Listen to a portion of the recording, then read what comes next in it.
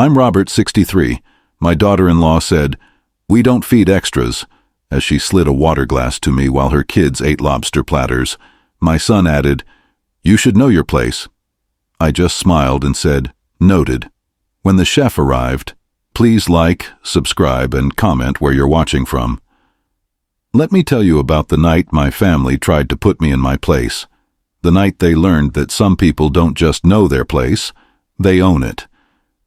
It was a Tuesday evening in late September, prime dinner time at Neptune's Crown, the city's most exclusive seafood house. Every table packed, reservation list booked solid for months. The kind of place where the lighting is deliberately dim so you can't see the prices clearly until after you've ordered, where the sound of shell crackers mingles with the clink of crystal and the soft murmur of conversations that matter. The air thick with the scent of drawn butter and sea salt, the kind of atmosphere that whispers money with every breath. Madison, my daughter-in-law, had chosen this venue specifically. To celebrate the kids' big achievements, she'd announced 3 days prior, her voice carrying that particular tone she reserves for occasions when she wants to demonstrate her sophistication. My grandson Jake had made varsity soccer. My granddaughter Emma had been accepted into the advanced placement program. Worthy celebrations, to be sure. But I knew Madison well enough by now to recognize when she was staging a performance. The seating arrangement told the whole story before anyone said a word. Madison positioned herself at the center of our round table, the obvious focal point, wearing a black cocktail dress that probably cost more than most people's monthly rent. My son Daniel sat to her immediate right, playing his familiar role as silent supporter, nodding along to whatever narrative she was constructing.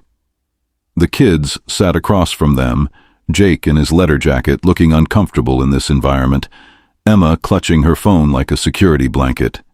And me? I was placed at the outer edge of the circle, literally and figuratively. The seat where the conversations happen around you, not with you. The spot reserved for those who are present, but not particularly wanted. At 63, after 35 years of building businesses, after raising Daniel as a single father when his mother died, after putting him through law school and helping him buy his first house, I found myself relegated to the children's table of my own family. But I kept my mouth shut. I've learned over the years that sometimes the most powerful thing you can do is simply observe. Watch how people reveal themselves when they think you're powerless to respond. The server approached our table with the practiced grace of someone who works exclusively in establishments where the average dinner check exceeds most weekly paychecks. Young woman, probably 25, with the kind of bright smile that comes from knowing your tips can pay your rent if you play your cards right. "Good evening, folks," she said, her voice warm and professional. "I'm Sarah, and I'll be taking care of you tonight. Can I start you off with something to drink?" Madison didn't miss a beat. "We'll have a bottle of your Dom Perignon 2012, she announced, as if she were discussing the weather. $800 for a bottle of champagne, not that she was paying for it. And for the children, sparkling apple cider and champagne flutes. Make it festive." "Excellent choice," Sarah replied, making notes. "And for you, sir?" she asked, turning toward me with genuine courtesy. That's when Madison struck. "Just tap water," she interrupted, her voice cutting across the space between us like a blade. "Regular glass. Nothing fancy needed there." The words hit the table like a physical blow. Sarah's pen paused mid-note. Jake shifted uncomfortably in his seat. Emma looked up from her phone for the first time since we'd sat down, but Madison wasn't finished. "After all," she continued, her voice carrying just enough volume to be heard at neighboring tables, "we don't feed extras." Extras, like I was background scenery in the movie of their lives, like I was some distant relative they'd been obligated to include out of social courtesy rather than the man who'd raised the boy sitting next to her. The man who'd walked Daniel down the aisle at their wedding because that's what fathers do when their sons get married, even when the bride makes it clear she considers your presence more burden than blessing. But Daniel, my son, the boy I'd held when he cried over scraped knees and helped with homework until midnight, and taught to throw a curveball in our backyard. Daniel, who knew better than anyone what I'd sacrificed to give him every opportunity, Daniel looked me straight in the eye and delivered the killing blow. "Dad," he said, his voice carrying that patronizing tone he'd learned from Madison, "tonight isn't about you. You should know your place." Know my place. 35 years of single parenthood. 35 years of putting his needs before mine, his dreams before mine, his future before mine. 35 years of being both mother and father, of missing business dinners to attend his baseball games, of turning down promotions that would have required travel because I wouldn't leave him with sitters. 35 years of building a life and a business so that he would never want for anything, never have to struggle the way I did after his mother died. Know my place. I felt something crack inside my chest, not my heart exactly, but something deeper. The place where hope lives, where the love between a father and son is supposed to be unshakable, where family loyalty runs deeper than marriage and money and social status. That place cracked, and through the fissure came something cold and sharp and clarifying. But I didn't raise my voice. I didn't make a scene. I didn't give Madison the satisfaction of an emotional outburst that she could later describe to her friends as evidence of my instability, my unsuitability for polite company. Instead, I smiled. A small, quiet smile that probably looked like resignation to them, but felt like something else entirely to me. "Noted," I said simply. That one word carried 35 years of disappointment. Noted like I was taking minutes at a board meeting. Noted like I was filing away this information for future reference. Noted like a man who understood exactly what was happening and was choosing his response carefully. Sarah the server stood frozen for a moment, clearly uncomfortable with the family dynamics playing out in front of her. She was probably thinking about her tip, about whether to intervene, about how to navigate this social minefield without damaging her income for the evening. "So," she said carefully, "tap water for you, sir." "That would be fine," I replied, my voice steady and calm. "Thank you." She hurried away, probably grateful to escape the tension at our table, and I settled back in my chair to watch the show. Because that's what this was, a performance designed to establish hierarchy, to make clear who mattered and who didn't, to ensure that everyone present understood the new family dynamic. The champagne arrived with ceremony. Sarah presented the bottle to Madison with a flourish, went through the ritual of the cork and the taste, poured the golden liquid into crystal flutes that caught the ambient light like liquid sunshine. The kids got their sparkling cider in identical crystal, complete with cocktail napkins embossed with the restaurant's logo. My water came in a plain glass tumbler, the kind you might get at a diner. No ice, no lemon, no ceremony. Just tap water slid across the table toward me like I was a customer who'd wandered in from the street looking for directions. I watched Madison raise her glass. "To Jake and Emma," she announced, "for their incredible achievements, and to recognizing everyone's place in supporting them." Everyone's place. The phrase was surgical in its precision, designed to sound generous while delivering maximum damage. We all drank, them from crystal, me from glass, and I felt the weight of every conversation that would happen around me for the rest of this meal. The appetizers arrived next. Oysters Rockefeller, arranged on pristine white plates with rock salt and fresh herbs. Crab cakes the size of hockey pucks, golden and perfect. Lobster bisque in delicate bowls, garnished with a drizzle of cream and fresh chives. The plates were positioned around the table like an elaborate game board, each dish carefully placed within easy reach of Madison, Daniel, and the kids. Nothing was placed near me. I sat there, my water glass half empty, watching my family feast on appetizers that cost more than most people spend on groceries in a week. Jake took a tentative bite of his crab cake and smiled. Emma tried an oyster for the first time and made a face that had everyone laughing. Daniel and Madison shared bites of lobster bisque, playing the role of the sophisticated couple, introducing their children to fine dining. And I sat there, invisible, watching it all unfold like a stranger observing someone else's life through a restaurant window. The couple at the table next to us, well-dressed, probably in their 50s, had noticed the dynamic. I caught the woman glancing over, her eyebrows slightly raised, clearly wondering why one person at our celebratory table wasn't participating in the meal. Her husband followed her gaze, took in the contrast between the feast spread before my family and my single glass of water, and I saw him lean toward his wife to whisper something. This was public humiliation, carefully orchestrated. Madison wasn't just making a point, she was making sure it had witnesses. "Dad," Emma said suddenly, looking directly at me with concern that reminded me painfully of her grandmother, "aren't you hungry?" Before I could respond, Madison jumped in. "Grandpa's fine, sweetheart. He's not really part of the celebration tonight. He's just here to observe." Just here to observe, like I was a journalist covering their story rather than the man who'd paid for Daniel's education, who'd helped them buy their house, who'd been babysitting these kids since they were infants while their parents went on romantic getaways and business trips. "But," Emma started.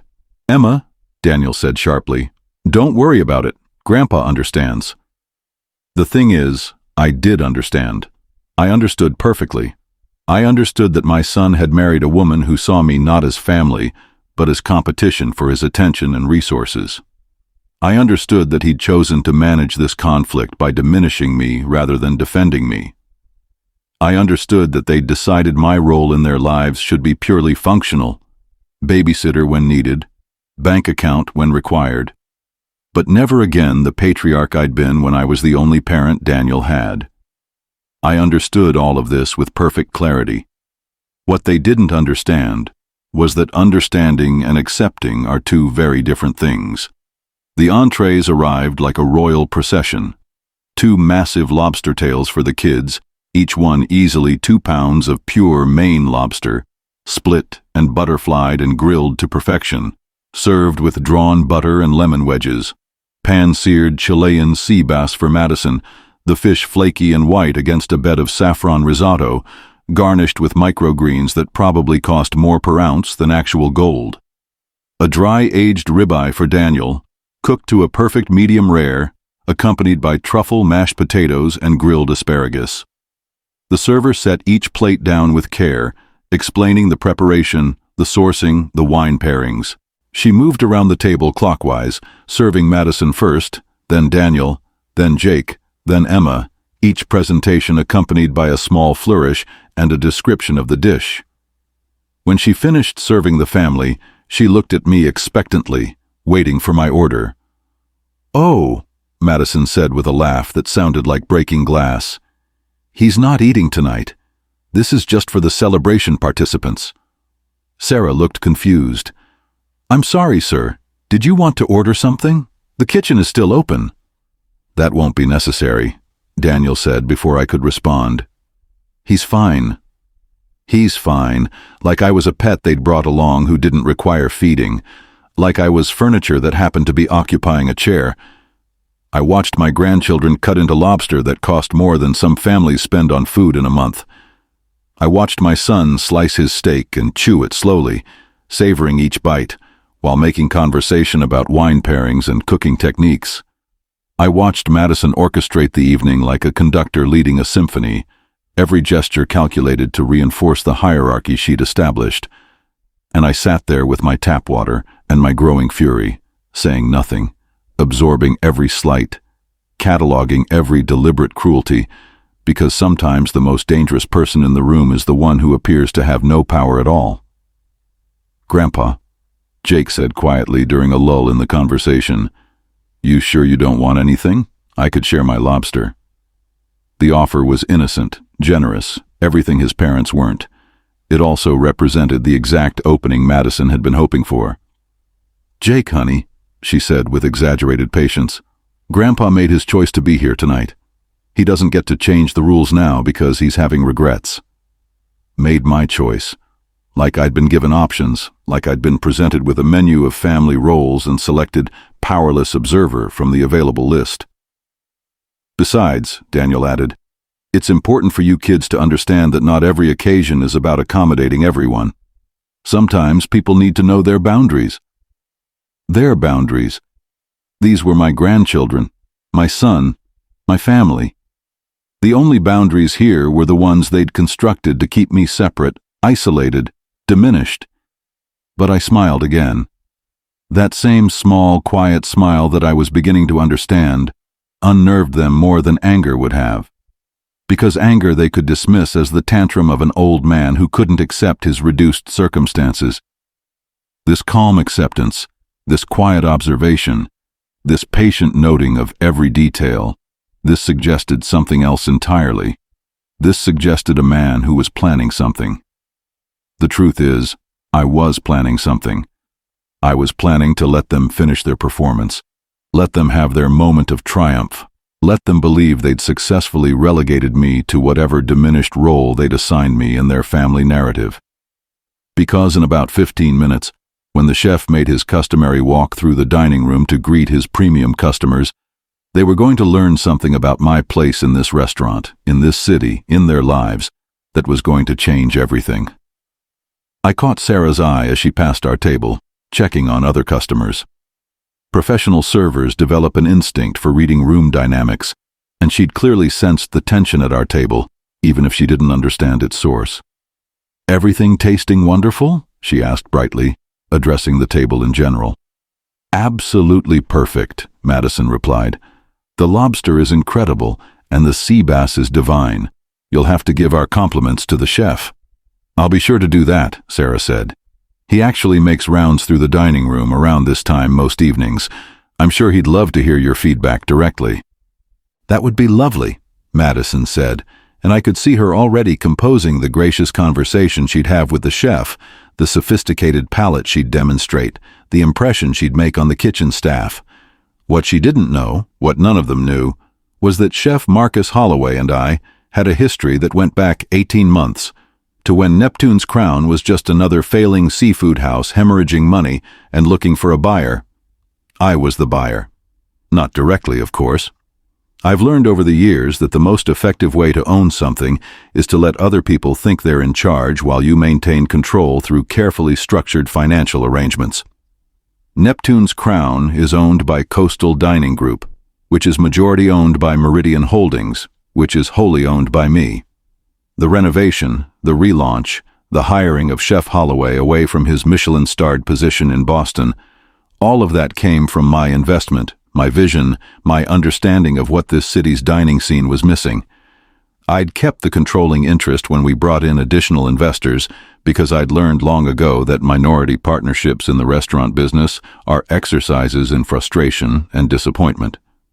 But I'd also insisted on maintaining operational distance.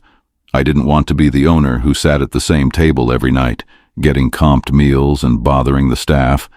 I wanted the restaurant to succeed on its merits, not on my ego.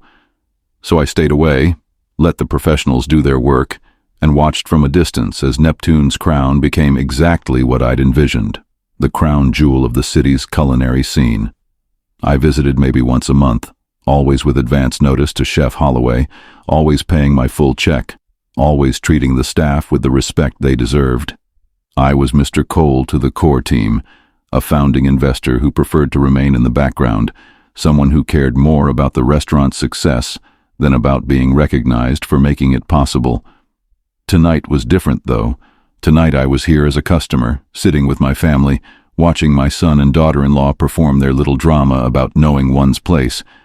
They had no idea that the place they'd chosen for their power play was, quite literally, my place. The irony was delicious, and in about 10 minutes, I was going to savor every bite.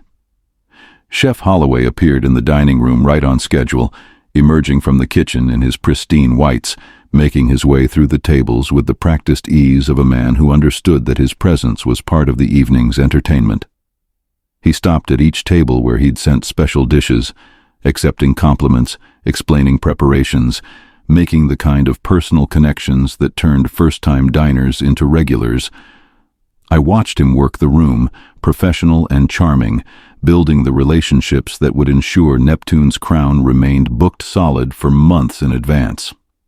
He was good at this part of the job, the public-facing aspect that many chefs struggled with, It was one of the reasons I'd been willing to pay his astronomical salary and give him complete creative control over the menu. He reached the table next to ours, spent a few minutes discussing the evening's special preparations, accepted their praise graciously. Then he turned toward our table, and I saw the exact moment he recognized me.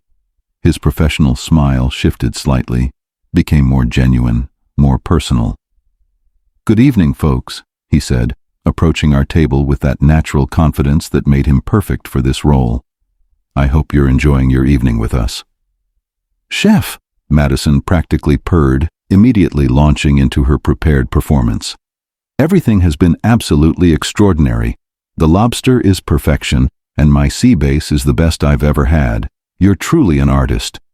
"That's very kind of you to say," Chef Holloway replied graciously. "We source our lobster directly from Maine, and the sea bass came in fresh this morning. I'm delighted you're enjoying them." He was being polite, professional, giving Madison exactly the response she was hoping for. But his eyes kept drifting toward me, clearly surprised to see me here on an unscheduled visit, obviously wondering why I was sitting at a table where I appeared to be the only person not eating. This was my moment. "Chef," I said quietly, "could I have a word?" "Of course, Mr. Cole," he replied immediately, and I felt the entire table's energy shift. Mr. Cole. Not sir, not Robert, but Mr. Cole, spoken with the kind of respectful deference that indicated a relationship, a history, a level of mutual regard that surprised everyone present. Madison's fork paused halfway to her mouth. Daniel stopped chewing his steak. Jake and Emma looked up from their plates with sudden interest. Even Sarah, who was serving the table behind us, slowed her pace to listen.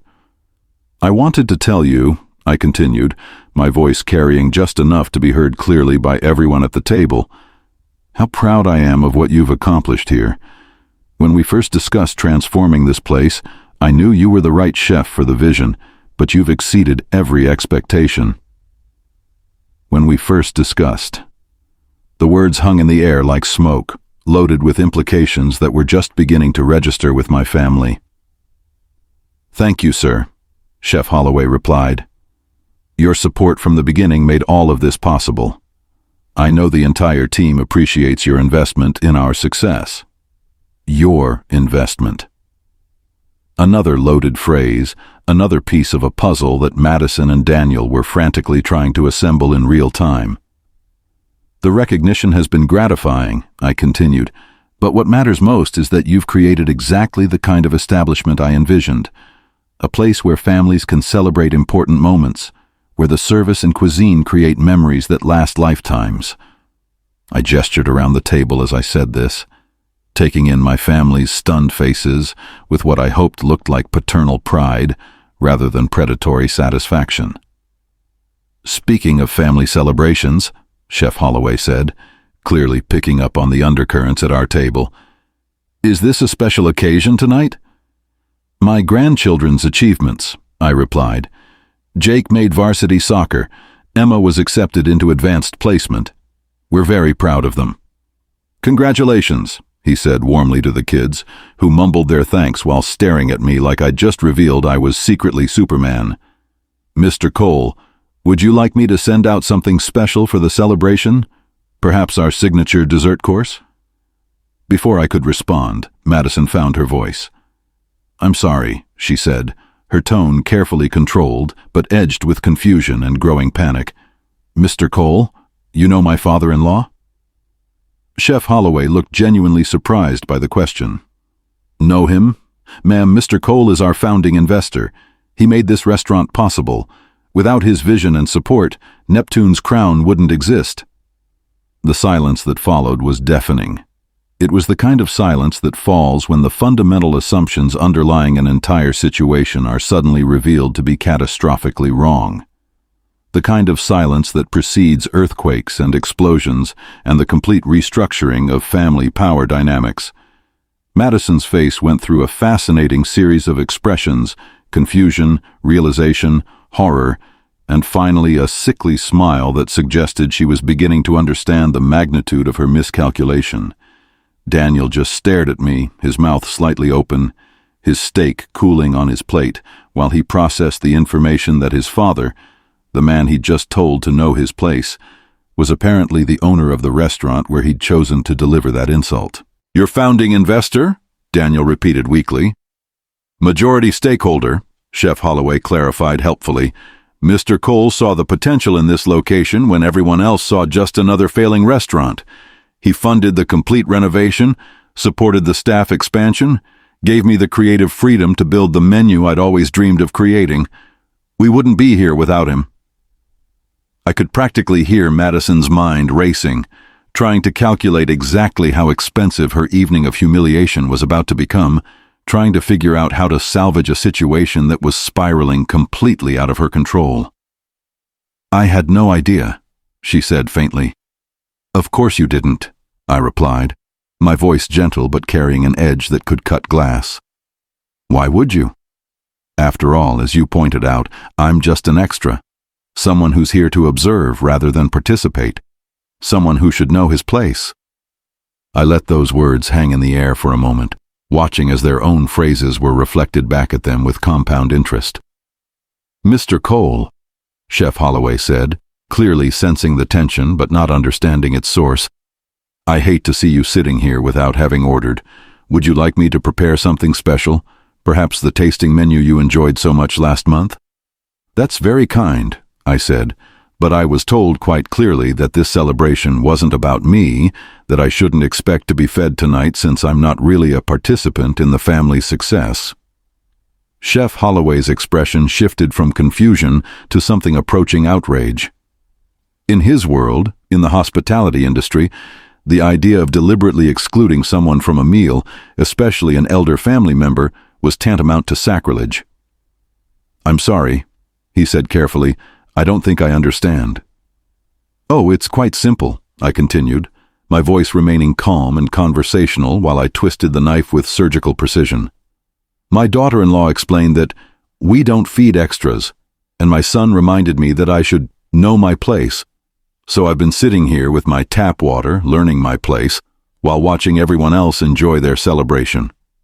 The color drained from Chef Holloway's face. He looked around the table, taking in the crystal champagne flutes, the elaborate entrees, the single glass of tap water in front of me, and I could see his professional pride warring with his personal respect for me and his absolute horror at the situation. "This is unacceptable," he said quietly, but with the kind of controlled fury that kitchen staff worldwide would recognize as far more dangerous than shouting. "Mr. Cole, please allow me to correct this immediately." "No need," Madison said quickly, her voice pitched higher than usual, desperation creeping in around the edges. "There's been a misunderstanding. Of course Robert should order something. We were just—" "You were just what?" I asked mildly. "Just teaching me my place? Just making sure I understood that I'm an extra in my own family's story? Just demonstrating for my grandchildren how we treat people who don't meet our standards of importance?" "Dad," Daniel started, but I held up a hand. "No, son. Let me be clear about something. You told me to know my place. Well, my place is never beneath my family. My place is never at the children's table of my own life. And my place is definitely never being treated as an unwelcome guest in a restaurant I own." I turned to Chef Holloway, who was watching this family drama unfold with the fascination of someone witnessing a traffic accident in slow motion. "Chef, I think I would like to order something after all. What would you recommend for someone who's just learned his place?" He caught my meaning immediately, and despite the tension, I saw a small smile play at the corners of his mouth.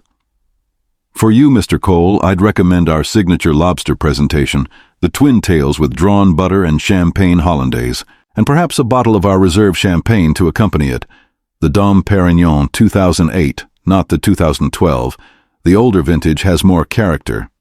"Perfect," I said. "And please make sure you charge full price for everything.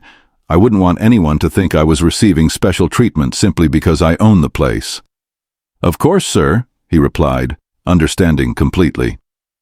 As Chef Holloway headed back to the kitchen to personally prepare my order, I looked around the table at my family. Madison was pale, her carefully applied makeup doing nothing to hide the panic in her eyes. Daniel was staring at his plate like it contained the secrets of the universe. Jake and Emma were looking at me with expressions of newfound respect and confusion, clearly trying to reconcile the grandfather they thought they knew with this person who apparently owned restaurants and commanded respect from celebrity chefs. "I suppose," I said conversationally, "we should talk about how the rest of this evening is going to proceed." "Robert," Madison began, "I think there's been a terrible misunderstanding," I finished. "No, Madison, there's been no misunderstanding. You made your position crystal clear. You don't feed extras. You believe I should know my place. You think I'm here to observe rather than participate. You've communicated all of that with perfect clarity." I took a sip of my tap water, savoring the moment. "The misunderstanding was yours. You misunderstood who you were talking to, where you were saying it, and what the consequences might be." Sarah returned to our table, clearly having been briefed by Chef Holloway. Her entire demeanor had changed. She was more attentive, more deferential, the way service staff behave when they realize they're dealing with someone who can affect their employment. "Mr. Cole," she said respectfully, "Chef Holloway asked me to ensure you have everything you need this evening. He's preparing your lobster personally, and I have your champagne chilling. Is there anything else I can get for you while we wait?" "Actually, yes," I said thoughtfully. "Could you bring me the check for this table? I'd like to review the evening's expenses." "Of course, sir, right away." "The check?" Madison asked weakly. "Yes, the check. You see, there's something else we need to clarify about knowing one's place. Your place, specifically, is as my guests tonight, but guests who insult their host, who deliberately humiliate him in public, who teach his grandchildren that he's unworthy of basic courtesy, those guests pay their own way." The check arrived quickly, presented on a silver tray with the kind of ceremony usually reserved for wine service. I opened the leather folder and examined the itemized list while my family watched in horrified silence. "Let's see," I said, reading aloud. "Dom Perignon 2012, $800, 2 lobster dinners at $220 each, $440, sea bass, $85, ribeye, $115, appetizers, wine pairings, tax, and service." I did the math slowly, deliberately. "That comes to just over $1,800 for your celebration." I looked up at Daniel and Madison, who were sitting frozen like deer in headlights. "Now, I'm going to do something that might seem generous, given how you've treated me tonight. I'm going to pay for Jake and Emma's meals, because they're children who shouldn't suffer for their parents' poor judgment. But your celebration items, the champagne you ordered to demonstrate your sophistication, the entrees you enjoyed while I sat here with tap water, those are yours to handle." "Dad," Daniel said quietly, "you can't be serious." "Oh, I'm completely serious. You wanted me to know my place. Well, my place is not paying for celebrations where I'm deliberately excluded and humiliated. My place is not subsidizing evenings designed to diminish me in front of my grandchildren. My place is teaching all of you that actions have consequences." Chef Holloway returned personally with my lobster, accompanied by 2 servers carrying the proper table settings: crystal stemware, linen napkin, polished silverware, a small plate of artisanal butter. The presentation was flawless, the lobster perfectly prepared, the champagne opened with ceremony, and poured into a crystal flute that caught the ambient light like liquid gold. "Your lobster, Mr. Cole," he said, setting the plate before me with a flourish. "Prepared exactly as you like it. And please, this evening your meal is our compliment to you." "That's very kind, Chef, but unnecessary. I'll pay full price for my dinner. It's important that everyone understands the difference between earning respect and demanding it." He nodded, understanding the subtext completely. "Of course, sir. Enjoy your meal."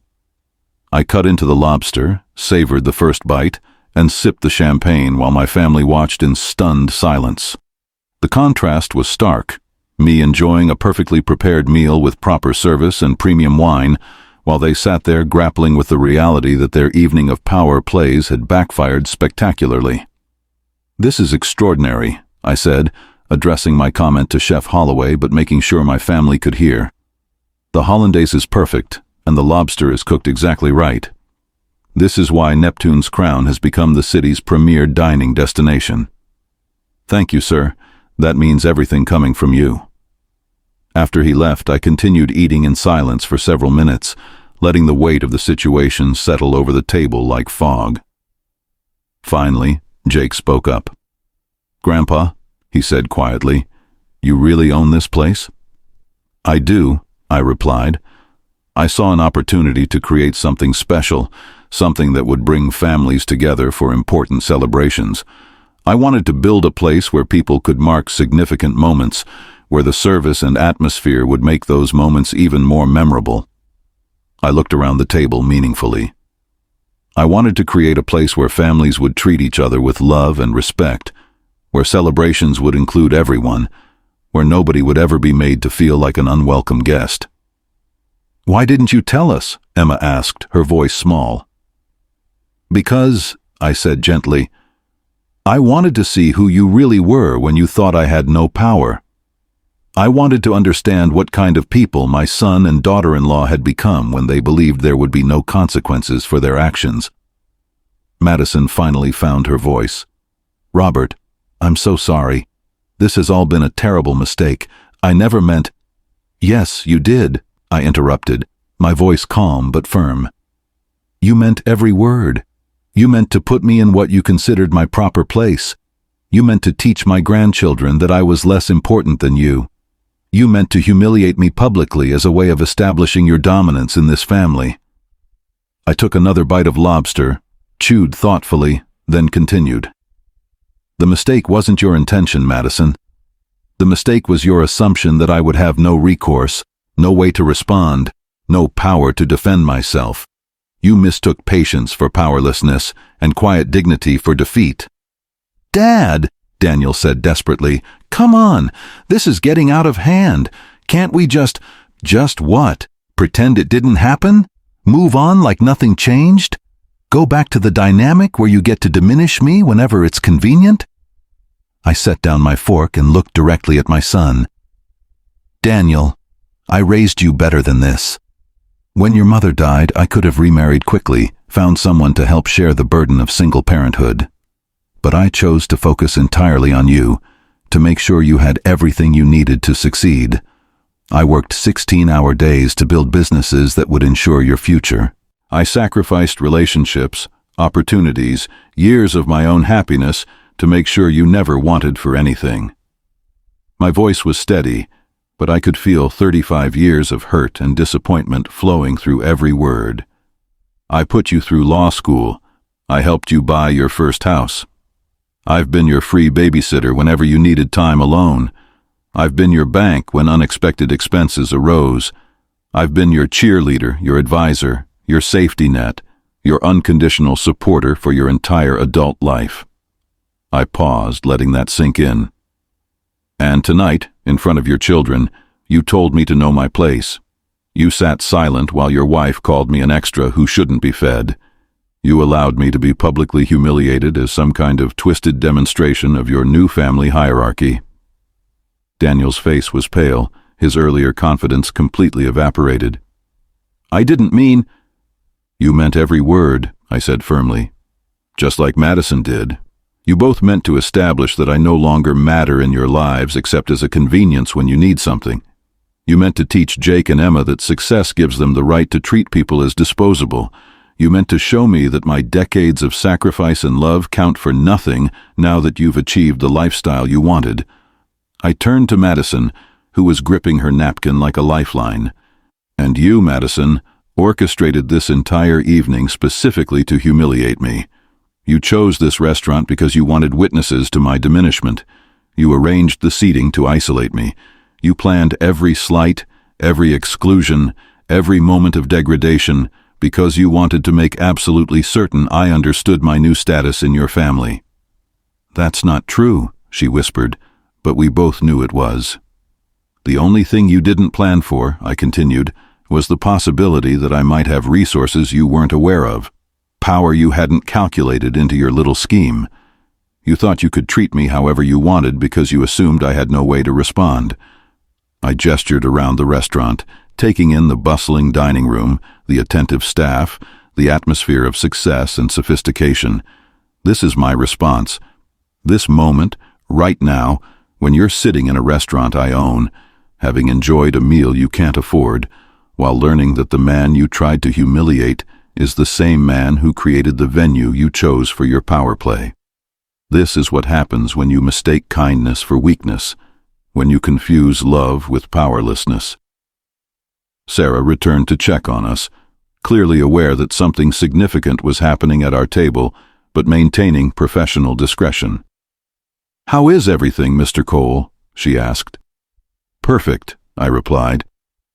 "Chef Holloway has outdone himself. However, I do need to make a small change to our seating arrangement." I stood up slowly, my napkin in hand, and looked around the dining room. Near the back, there was a smaller table for two, positioned where the chef could occasionally sit with special guests or industry colleagues, the chef's table, intimate and removed from the main dining area.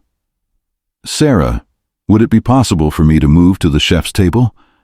I think I'd prefer a quieter spot to finish my meal." "Of course, sir. Right away." As the staff prepared to transfer my place setting, I looked down at my grandchildren.